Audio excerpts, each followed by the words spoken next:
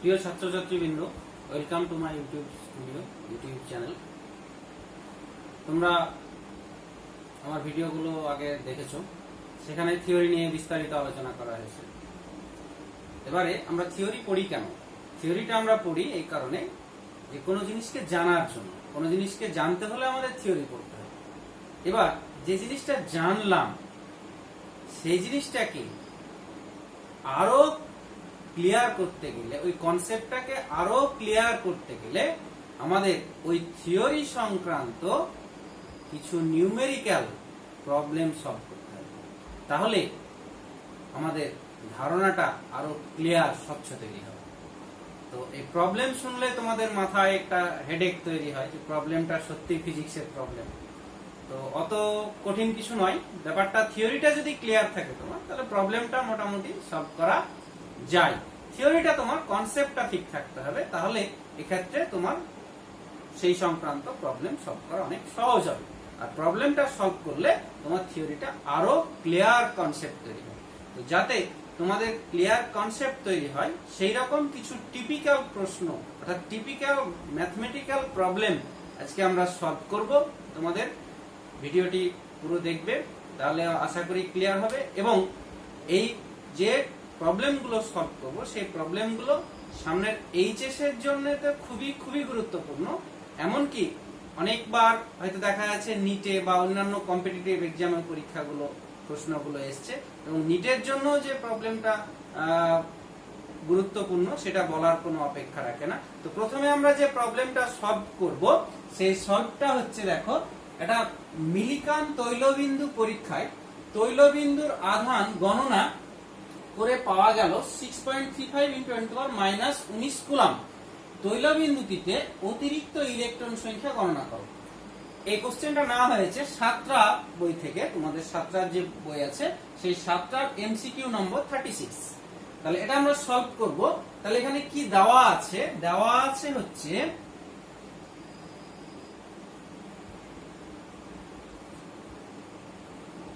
তৈলবিন্দুর আধান কিউ সমান সমান 6.35 × 10⁻⁻19 কুলম্ব, এটা দেওয়া আছে। আর আমরা জানি একটা ইলেকট্রনের আধান, একটি ইলেকট্রনের আধান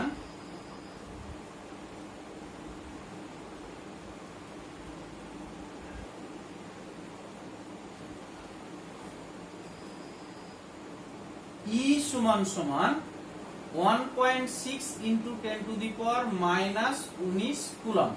এটা আমরা জানি, এটা ইলেকট্রনের আধান। কি বের করতে বলেছে? অতিরিক্ত ইলেকট্রন সংখ্যাটা বের করতে বলেছে। তাহলে এখানে আমাকে বের করতে হবে ইলেকট্রন সংখ্যা,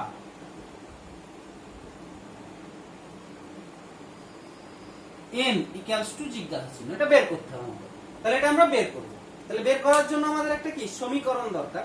সেই সমীকরণটা আমরা একটা ফর্মুলা পড়েছিলাম, আধানের কোয়ান্টায়ন। অর্থাৎ কোন একটা পদার্থ থেকে কতগুলো ইলেকট্রন যদি বের হয়ে যায়, বা কোনো পদার্থ যদি বাইরে থেকে কতগুলো ইলেকট্রন গ্রহণ করে, তার জন্য যে আধানের সৃষ্টি হবে, সেই আধানের ফর্মুলাটা আমরা দেখেছিলাম কিউ সমান সমান Ne, যেখানে nটা ছিল নাম্বার অফ ইলেকট্রন আর ই হচ্ছিল চার্জ অফ এ ইলেকট্রন। তাহলে আমরা জানি কি ফর্মুলাটা জানি, আমরা জানি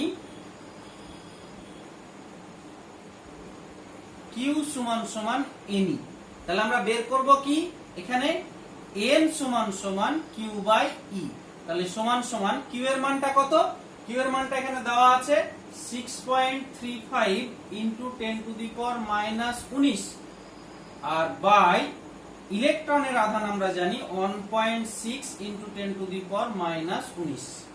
তাহলে এবারে আমরা একক বসাবো না, সমাধানের সময় কিন্তু একক বসাবো না, উত্তর লেখার সময় আমরা এককটা লিখবো। তাহলে এখানে এটাকে এটা দিয়ে ভাগ করলে 10⁻19 কে 10⁻19 দিয়ে ভাগ করলে কেটে যাচ্ছে অটোমেটিক। তাহলে এটাকে ভাগ করলে এটা আসে, সেটা হচ্ছে 3.96875, এটা আছে।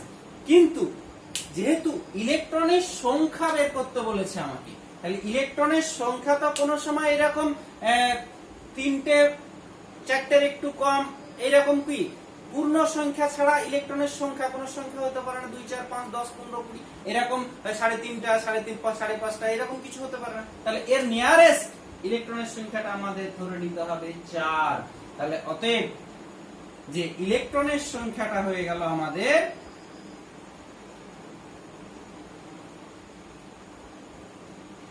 সমান সমান 4টি। তাহলে এইভাবে আমরা এই এমসিকিউটা সলভ করে থাকব। এবারে 2 নম্বর আমরা সমস্যাটা দেখব। সেটা হচ্ছে দেওয়া আছে যদি 100টি ইলেকট্রন একটি গোলক থেকে অন্য গোলকে স্থানান্তরিত হয় তবে গোলক দুটির ভরের পার্থক্য হবে। কত হবে ভরের পার্থক্য? এটাও 7টার এমসিকিউ নাম্বার 47 থেকে নেওয়া হয়েছে। তো এবারে আমরা জানি কোন একটা পদার্থ যদি ইলেকট্রন ত্যাগ করে তাহলে ইলেকট্রন ত্যাগ করা মানে সে কিছুটা হলেও হালকা হচ্ছে, সে যতই কম হোক। একটা ইলেকট্রনের তো ভর আছে তোমরা জানো, সেই ভরটা আমরা জানি একটা ইলেকট্রনের ভর আমরা জানি যে 9.1 ×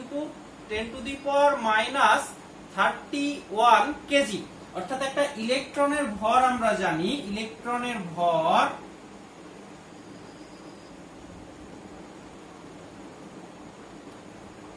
me mass of electron আমরা জানি 9.1 × 10⁻³ কেজি। ভরটা খুবই কম হলেও আছে। তাহলে একটা ইলেকট্রন যদি যায় কোনো জায়গায় তাহলে এতটা পরিমাণ ভর সে হারাচ্ছে, কমে যাচ্ছে। তাহলে যে গ্রহণ করবে তার ভরটা কিন্তু বাড়বে। তাহলে একটা গোলক থেকে অন্য গোলকে স্থানান্তরিত হয়েছে, তাহলে যে গোলকটা দিচ্ছে তার ভরটা কমে যাবে আর যে গ্রহণ করছে তার ভরটা বেড়ে যাবে। তাহলে 100টা, তাহলে এক একটা ইলেকট্রনের ভর, এখানে তোমাদের অ্যানসারটা এই টার্মে দেওয়া নাই, এই টার্মে আছে। তাহলে আমরা এটা নিব না, এইটুকুটাই নিব। যদি নিউমেরিক্যাল ভ্যালু চাইতো তাহলে এটাকে আমরা এক একটা ইলেকট্রনের ভর হচ্ছে এমই ধরে নিচ্ছি আমরা, এমই। তাহলে 100টা ইলেকট্রন গেলে তার ভরের হ্রাস হবে কতটা? তাহলে প্রথম গোলকের ভরের হ্রাস,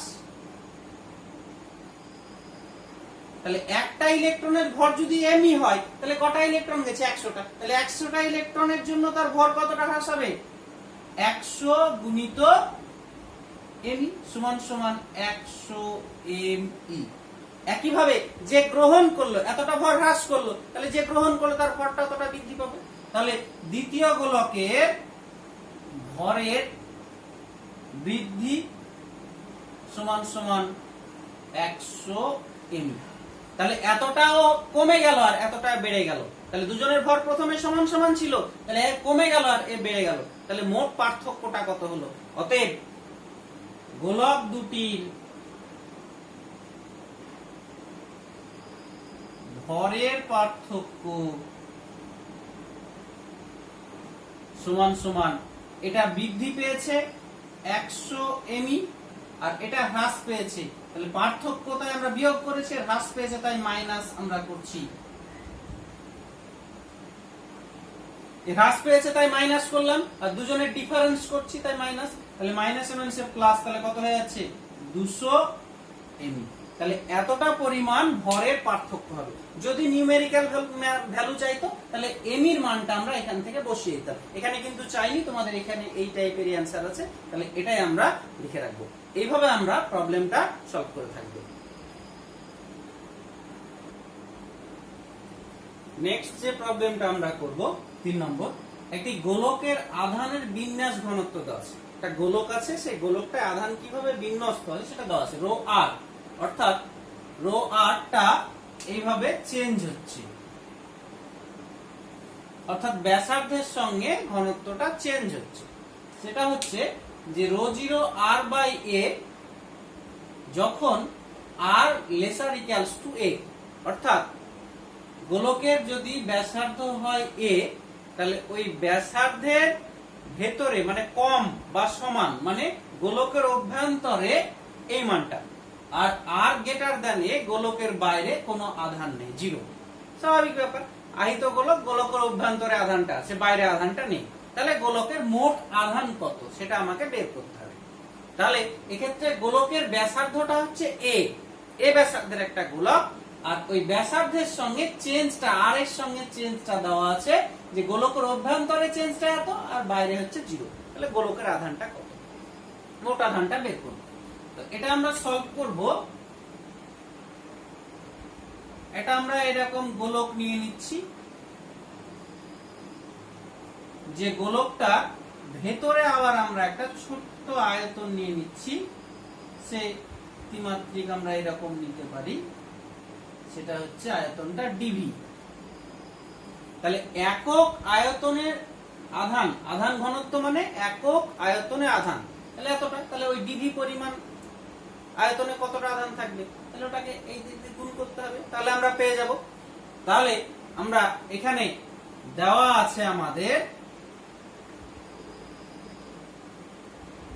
রো আর অ্যাকচুয়ালি সমান সমান রো 0 আর বাই এ, যেখানে কিন্তু রো 0 আর এটা হচ্ছে কনস্ট্যান্ট, আর লেসার ইকুয়ালস টু এ। বাকিটা আমরা বাইরে 0, বাইরের ক্ষেত্রে আমরা যাচ্ছি না। তাহলে এর ভেতরে আমরা গোলকের অভ্যন্তরে, অতএব গোলকের অভ্যন্তরে একটি ক্ষুদ্র আয়তন ডিভি নেওয়া হলো। অতএব ওই ক্ষুদ্র যে অংশটা নিয়েছি, সেই ক্ষুদ্র অংশটাতে কতটা আধান থাকবে, ক্ষুদ্র অংশ ডিভিতে আধানের পরিমাণ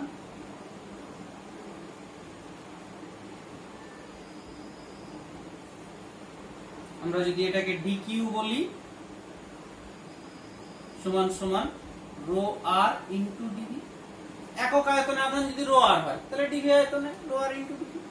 তাহলে এতটা আধান আছে ওই ছোট্টটা। তাহলে এইরকম আমরা ওই গোলকটাকে অসংখ্য ওই ছোট্ট ডিভি ডিভি ডিভি ডিভি করে ভেঙে নিতে পারি। তাহলে প্রত্যেকটা ডিভির জন্য এতটুকু করে আধান থাকবে। তাহলে মোট গোলকটাই কত আধান, তাহলে আমরা কি করব, ইন্টিগ্রেশন করব। ইন্টিগ্রেশন করলে আমরা কি মোট গোলকটাই আধানটা পেয়ে যাব। তাহলে অতএব আমরা ইন্টিগ্রেশন করব যে সমগ্র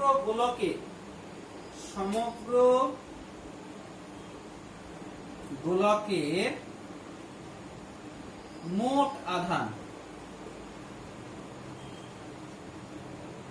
কিউ সমান সমান ইন্টিগ্রেশন রো আর ডিভি। অ্যাকচুয়ালি আমরা ইন্টিগ্রেশনটা কোথা থেকে করব, এখানে আমার আর 0 থেকে শুরু হচ্ছে, ব্যাসার্ধ কত দূর, এ পর্যন্ত ব্যাসার্ধ। তাহলে আমার আর এর মান 0 থেকে এ পর্যন্ত আমাকে ইন্টিগ্রেশন করতে হবে। তাহলে আমরা মোট আধানটা পেয়ে যাব। এবারে আমরা একটু দেখে নেব। আমরা জানি আর ব্যাসার্ধের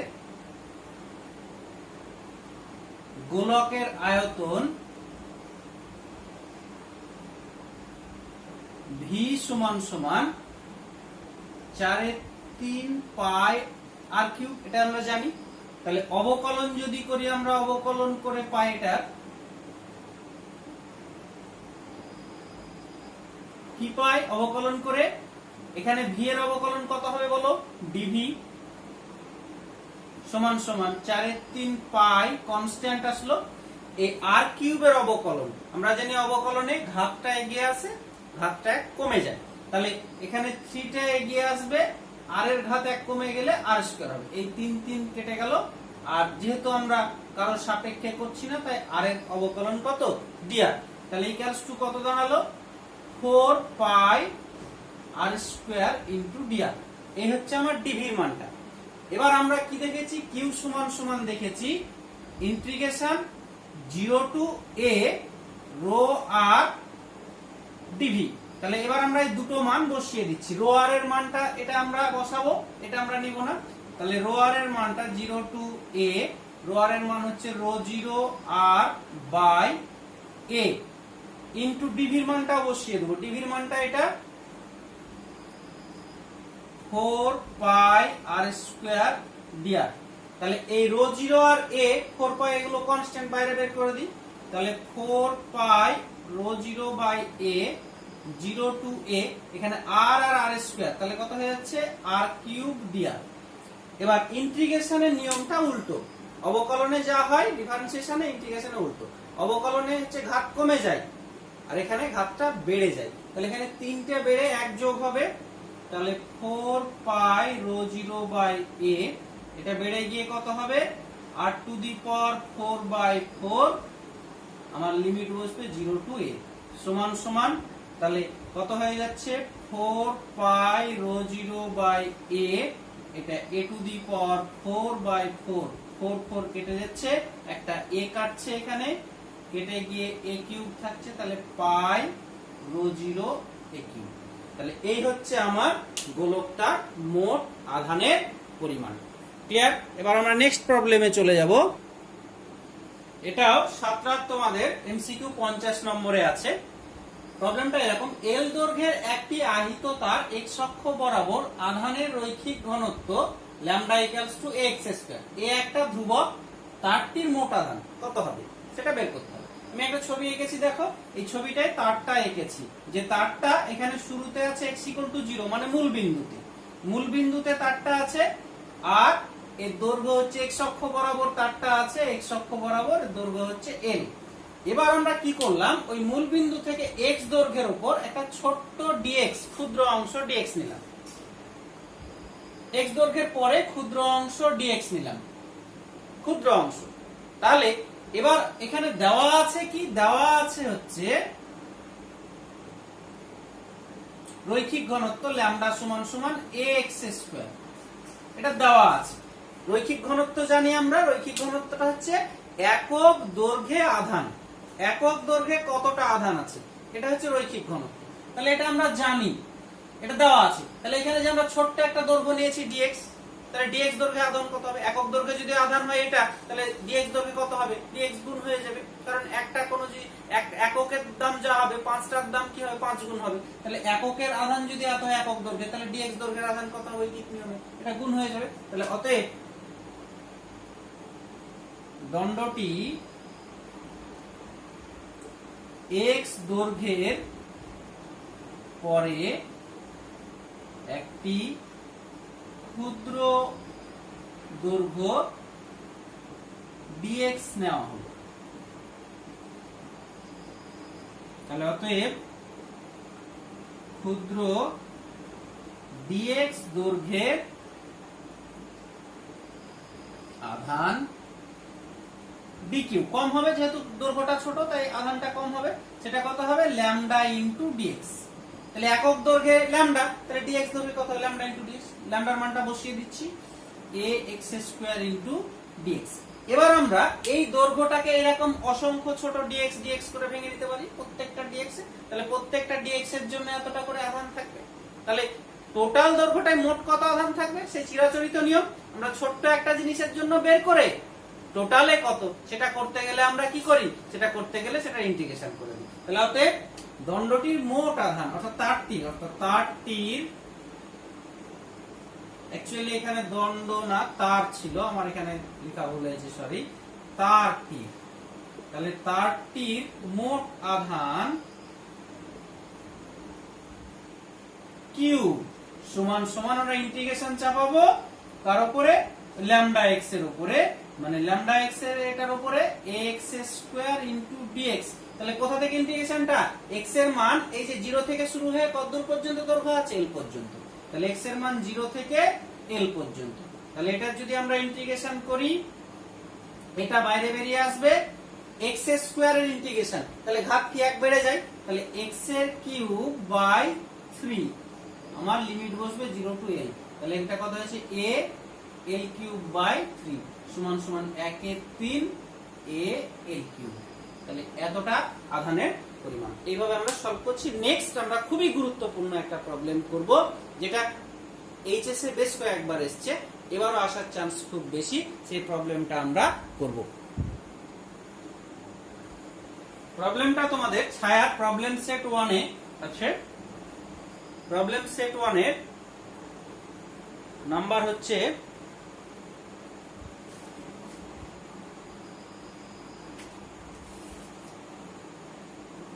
10 নম্বরে আছে, কোশ্চেন নম্বর 10 আছে এটা, আর 7টাতে কঠিন গাণিতিকের 5 নম্বরে আছে। এবার এটা একটা সংসদের নমুনা প্রশ্ন, সংসদ যে নমুনা প্রশ্ন পেশ করে থাকে সেটা একটা, আর তোমাদের যে সংসদ থেকে যে কাজ দিয়েছিল বোর্ড থেকে, সেই বোর্ডের কাজ, লকডাউনে যে কাজ দিয়েছিল সেই কাজেও কিন্তু এই অঙ্কটা ছিল, খুবই গুরুত্বপূর্ণ, এইচএসও এসছে। তো এখানে কোশ্চেনটা 4 mm ব্যাসার্ধ বিশিষ্ট একটা একই আধানে আহিত 64টি জলবিন্দু যুক্ত হয়ে একটা বড় জলবিন্দু গঠন করলো, উভয় ক্ষেত্রে তলমাত্রিক ঘনত্বের অনুপাত কত হবে? তাহলে এই অঙ্কগুলো করার ক্ষেত্রে তোমাদের দুটো কথা মনে রাখতে হবে। কখনো যে একটা কতগুলো ছোট ছোট বিন্দু যখন জোড়া লাগে বা একটা বড় বিন্দু ভেঙে টুকরো টুকরো হয়ে যায়, সেক্ষেত্রে কিন্তু প্রথম কথাটা হচ্ছে উভয় ক্ষেত্রে আয়তনটা সমান হবে। অর্থাৎ ছোট ছোট বিন্দুগুলোর মোট আয়তন, সম্মিলিত আয়তনটা বড় গোলক বিন্দুর আয়তনের সঙ্গে সমান হবে। প্রথম কথা এটা, এই টাইপের অঙ্ক যেখানেই থাক না কেন এই জিনিসটা কিন্তু তোমাদের করতে হবে, আয়তনটা সমান হবে দুই ক্ষেত্রে। 1 নম্বর। 2 নম্বর, নেক্সট যে কথাটা আমাকে জানতেই হবে সেটা হচ্ছে যে ছোট ছোট বিন্দুগুলো যুক্ত হয়ে যেহেতু কি হচ্ছে বড় বিন্দু গঠন করছে, বা উল্টোটা হতে পারে বড় বিন্দু ভেঙে ভেঙে টুকরো হয়ে যখন ছোট ছোট বিন্দু, তাহলে সেক্ষেত্রে আধানের সংরক্ষণটা কিন্তু মানবে। তাহলে 1 নম্বরে দেখলাম আয়তনের সংরক্ষণ হচ্ছে, 2 নম্বরে হচ্ছে আধানের সংরক্ষণ, অর্থাৎ ছোট ছোট বিন্দুগুলো যুক্ত হয়ে যখন আধান হচ্ছে, যুক্ত হয়ে বড় বিন্দু তৈরি করছে, তাহলে ছোট ছোট বিন্দুগুলোর মোট আধান হবে বড় আধানের সঙ্গে সমান। তাই হচ্ছে এখানে, তাহলে ছোট ছোট বিন্দুগুলোর আধান যা ধরবো বড়টার হবে 64 গুণ, কারণ 64টা আধান যুক্ত হয়ে এখানে বড় বিন্দু গঠন করেছে। তাহলে আমরা সলভ করার সময় ধরে নেব, মনে করি প্রতিটি ছোট বিন্দুর ব্যাসার্ধ স্মলার এবং আধান স্মল কিউ। তাহলে অতএব বড় বিন্দুর আধান ক্যাপিটাল কিউ সমান সমান 64টা যুক্ত হয়েছে, এক একটার কিউ করে 64টা যুক্ত হয়েছে, তাহলে 64 কিউ। ঠিক আছে, এবার বড় বিন্দুর ব্যাসার্ধ, যেহেতু ছোট বিন্দুর স্মল আর ধরেছি, বড় বিন্দুর কি ধরবো আমরা? ক্যাপিটাল আর ধরবো। তাহলে ক্যাপিটাল আর হলে এক্ষুনি আমরা বললাম যে দুই ক্ষেত্রে আয়তন, অর্থাৎ 4/3 পাই বড় হাতের আর কিউ, মানে বড় গোলক বিন্দুর আয়তনটা, যেহেতু এখানে বিন্দু বলেছে, বিন্দুগুলো গোলক সদৃশ, আমরা গোলক ধরে নেব। এটা কি হবে?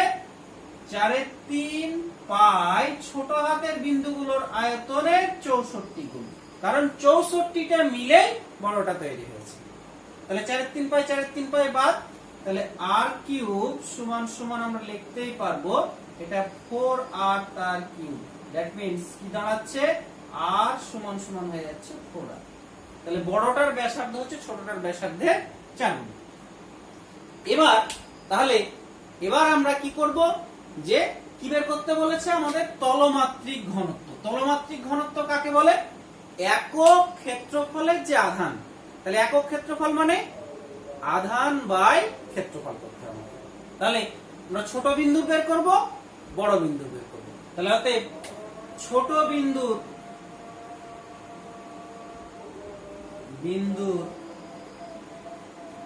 তলমাত্রিক ঘনত্ব সিগমা 1 আমরা বলবো সমান সমান আধান বাই ক্ষেত্রফল। তলমাত্রিক ঘনত্ব মানে আধান বাই ক্ষেত্রফল। সিগমা 1 সমান সমান আধান বাই ক্ষেত্রফল। তাহলে আধানের মানটা কত আমরা ধরেছি? ছোট বিন্দুর কিউ, আর ক্ষেত্রফল ছোট বিন্দুর কত? এটা ছোট বিন্দুগুলো গোলক, স্মলার ব্যাসার্ধের, গোলকের ক্ষেত্রফল কত হয়? 4 পাই আর স্কয়ার। তাহলে এই গেল ছোট বিন্দু। তাহলে বড় বিন্দুর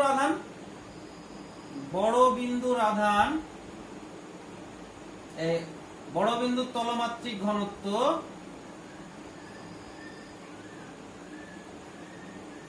সিগমা 2 সমান সমান ওর আধান কত? ওর আধান ক্যাপিটাল কিউ বাই 4 পাই এর ক্ষেত্রফল কত 4 পাই আর স্কয়ার তাহলে ক্যাপিটাল কিউ এর মানটা আমরা আগে দেখলাম 64 ইনটু স্মল কিউ বাই 4 পাই এই ক্যাপিটাল আর এর মানটা দেখেছি 4 ইনটু স্মল আর এর স্কয়ার তাহলে 64 Q by 4 pi into 16 r square তাহলে এখানে 4 16 64 তাহলে এটা আমরা লিখছি 4 Q by 4 pi r square এরকমই রাখছি 4টা কাটছি না কারণ পরে কেটে যাবে তাহলে এই গেল আমাদের কি বড় বিন্দু তলমাত্রিক ঘনত্ব সিগমা 2 তাহলে অতএব বিন্দু দুটির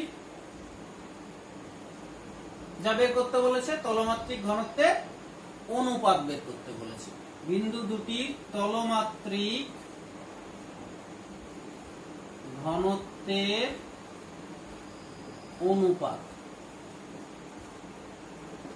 সিগমা 2 ইস টু সিগমা 1 করছি তাহলে ইকুয়ালস টু সিগমা 2 টা কত 4 Q by 4 pi small r square is to Q by 4 pi r square নিচে নিচে কেটে যাচ্ছে কিউ কিউ কেটে যাচ্ছে তাহলে 4 ইস টু 1 তাহলে এই হলো আমাদের গাণিতিক যে সমস্যা প্রথম পর্ব দ্বিতীয়টা আমরা আগেই করে ফেলেছি তোমাদের দিয়ে দিয়েছিলাম প্রথম পর্বটা এরপরে আমরা নেক্সট তৃতীয় পর্বটা স্থির তড়িতের করব তড়িৎ ক্ষেত্র তড়িৎ বিভব নিয়ে আমরা তৃতীয় পর্বটা করব সেটা তোমরা তার জন্য ওয়েট করো দেখতে পাবে আজকের আলোচনা এই পর্যন্তই সবাই পরের ক্লাসে দেখা হবে তোমাদের সঙ্গে আবার